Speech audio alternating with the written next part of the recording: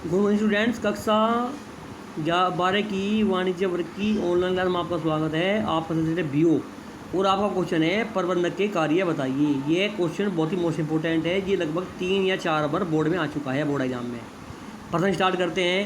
प्रबंधक के कौन कौन से कार्य होते हैं? जो फर्म का प्रबंधक होता है उसका पहला कार्य होता है कार्यालय की स्थापना। प्रबंधक का प्रथम कार्य कार्यालय की स्थापना करना होता है। कार्यालय की स्थापना करके वह अपने व्यवसाय का कुशल संचालन कर सकता है। अर्थात प्रबंधक का प्रथम कार्यालय की स्थापना करना होता है ताकि व्यवसाय का कार्य सुगमतापूर्वक चलाया जा सके। दूसरा है कच्चे माल व यंत्रीकरण की व्यवस्था करना।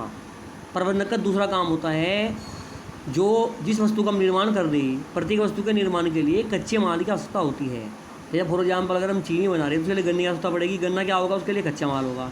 इसी प्रकार किसी वस्तु का उत्पादन करने के लिए कच्चे माल की आवश्यकता होती है। तो सबसे पहले प्रबंधक का काम होता है कच्चे माल की व्यवस्था करना एवं यंत्रीकरण की व्यवस्था करना। अर्थात उसके लिए, उस माल को बनाने के लिए कौन कौन सी मशीनों की आवश्यकता पड़ेगी, क्योंकि बिना मशीनों के निर्माण संभव नहीं है।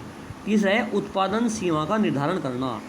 एक प्रबंधक के लिए यह निश्चित करना होता है कि उसको उत्पादन किस सीमा तक करना है तथा कितनी मात्रा में करना है।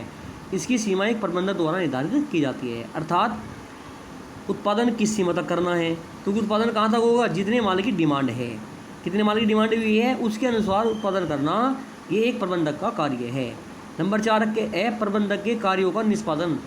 प्रबंधक का एक कर्तव्य यह भी है कि वह अपने व्यवसाय में प्रबंधक के कार्यों, जो प्रबंधकीय कार्य होते हैं, नियोजन, संगठन, समन्वय, निर्देशन, नियंत्रण, अभिप्रेरण, उनका निष्पादन करे, यानी उन्हें कंप्लीट करे ताकि व्यवसाय सफलतापूर्वक चल सके। नंबर 5 है पूंजी का प्रबंध करना। प्रबंधक को अपने व्यवसाय के कुशल संचालन के लिए पूंजी का प्रबंध करना आवश्यक होता है, क्योंकि बिना पूंजी के कोई भी व्यवसाय नहीं हो सकता। अगला है कर्मचारियों को प्रोत्साहन देना। प्रबंधक का एक कार्य यह भी होता है कि वह समय समय पर अपने कर्मचारियों को अच्छा कार्य करने के लिए प्रेरित करे तथा उनका मनोबल बढ़ाए। नंबर 7 है किस्म नियंत्रण। प्रबंधक को अपने व्यवसाय में उत्पादित होने वाली वस्तुओं की किस्म पर नियंत्रण करना आवश्यक है, यानी वस्तुएं जो होनी चाहिए वो अच्छी क्वालिटी की होनी चाहिए ताकि माल की डिमांड बढ़ सके और ग्राहक संतुष्ट हो सके। अगला है अनुशासन बनाए रखना। कोई भी व्यवसाय हो या जीवन का कोई भी क्षेत्र हो, अनुशासन सफलता की कुंजी होती है। अतः प्रबंधक के कार्य यह भी है कि वे अपनी संस्था में कर्मचारियों के मध्य अनुशासन बनाए रखें ताकि उनमें आपस में मतभेद न हो। श्रम का प्रबंध। एक प्रबंधक के लिए यह भी आवश्यक होता है कि व्यवसाय के लिए कुशल और सफल श्रम का प्रबंध करे, यानी अच्छे श्रमिकों की नियुक्ति करे। आगे चलते हैं। अगला है औद्योगिक प्रबंध।